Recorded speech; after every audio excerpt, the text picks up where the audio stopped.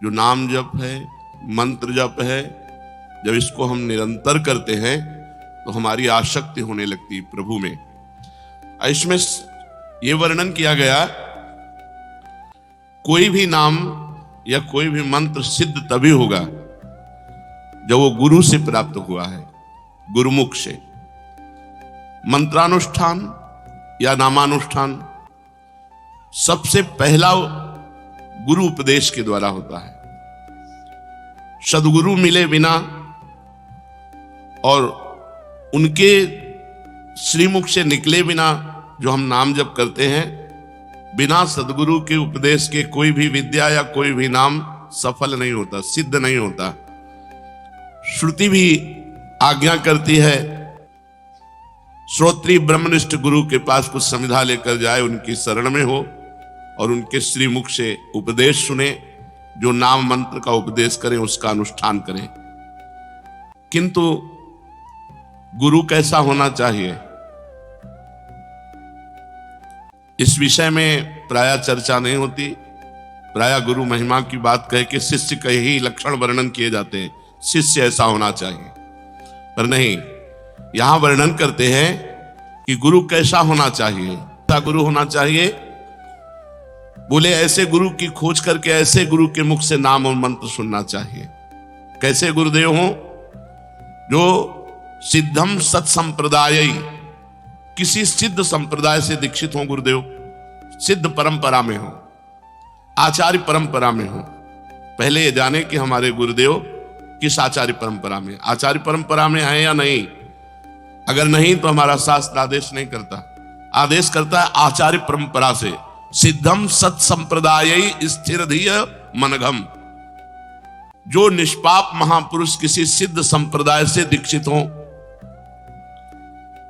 और जिनकी बुद्धि संप्रदाय की उपासना में स्थिर हो, केवल दीक्षित से ही नहीं, और वो साधन करते हुए निष्पाप हो चुके हों और श्रोत्री ब्रह्मनिष्ठ हों, जो शास्त्रों का ज्ञान रखते हों, शब्द ब्रह्म का और परमात्मा तत्व का जिनको बोध हो, हर समय सत्य में स्थित हो, सत्य वक्ता हो और समयानुकूल साधु वृत्ति से संपन्न हो, दंभ और असूयादि दोषों से रहित हो, जितेंद्रिय हो, परम सुहृद हो, परम दयालु हो और शिष्य का पतन होते देखकर उस पर टूट पड़े, उस पर शासन करके कठोर शासन के द्वारा उसको फिर सत्मार्ग में तत्पर करे, ऐसे सदगुरु का पहले वर्णन करे। मैयासक्त मना होने के पहले हमें जो मंत्र जप करना है, नाम जप करना है, वो सदगुरु से प्राप्त करना है। ऐसे सदगुरुदेव का संबंध हो जाए तो शिष्य की साधना आबाद हो जाती है, निर्विघ्न हो जाती है। गुरु कृपा से वो साधन पथ पर जो नाम मंत्र मिला, केवल गुरु जी के श्रीमुख से जो मिला है, वही हमारी साधना होनी चाहिए। गुरु कृपा के बिना तो हरि अनुग्रह भी व्यर्थ हो जाता है, गुरु कृपा के बिना हरि कृपा भी व्यर्थ हो जाती है। जैसे कमल को विकसित करने वाला सूर्य अगर जल से अलग कर दिया जाए तो वही सूर्य उस कमल को सुखा करके व्यर्थ कर देगा। जल का संयोग, गुरु का संयोग, हरि कृपा, सूर्य प्रकाश। जैसे सूर्य प्रकाश होने पर कमल खिल जाता है, कौन? जो जल के संयोग में है।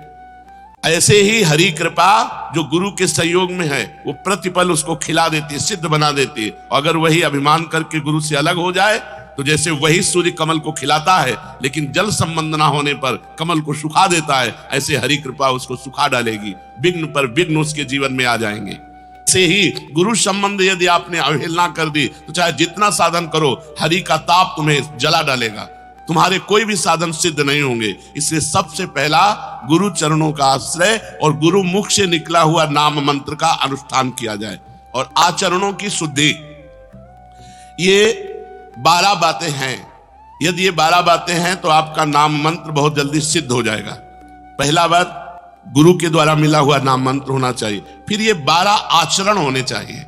ये 12 आचरण अगर हैं तो साधक साधन संपन्न माना जाता है।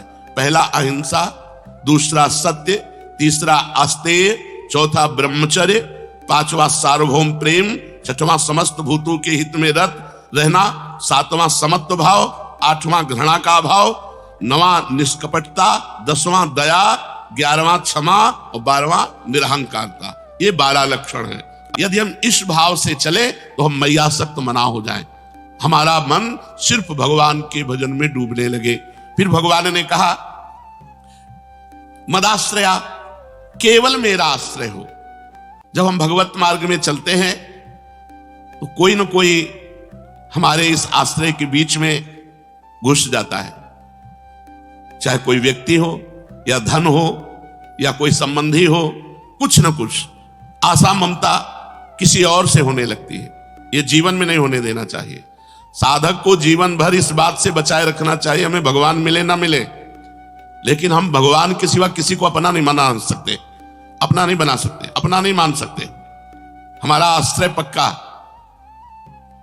भरोसा दृढ़, तभी मदाश्रया माना जाएगा। मैयासक्त मना से भी जोर की बात है मदाश्रया। अगर आश्रय पुष्ट है और मन चंचल है तो भी भगवत प्राप्ति हो जाएगी, पीछे आप सुन चुके।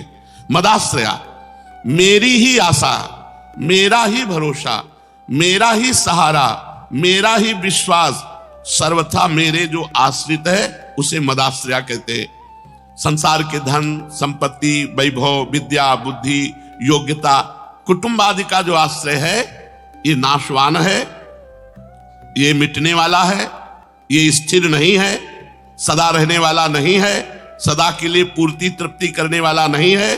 परंतु भगवान का आश्रय कभी किंचन मात्र भी कम होने वाला नहीं, क्योंकि भगवान का आश्रय पहले था, भगवान का आश्रय अब भी है और भगवान का आश्रय आगे भी रहेगा। आश्रय केवल भगवान का लेना चाहिए। भक्ति मार्ग से जो जान चला तो भगवान के समग्र रूप को जान जाता है, निर्गुण सगुण निराकार साकार तत्वबोध भगवत साक्षात्कार सब कुछ। अपने इष्ट का जिस रूप में दर्शन करना चाहता है उस रूप में उसको दर्शन हो जाते हैं। इसमें खास बात समझनी है जो बड़ी कठिन है, केवल भगवान में आसक्ति। हमारी आसक्ति भगवान में हो, हमारे आश्रय भगवान हो और हमारा संबंधी केवल भगवान हो, केवल भगवान, चाहे गृहस्थ हो चाहे विरक्त हो, आश्रय भगवान का और संबंध भी केवल भगवान से।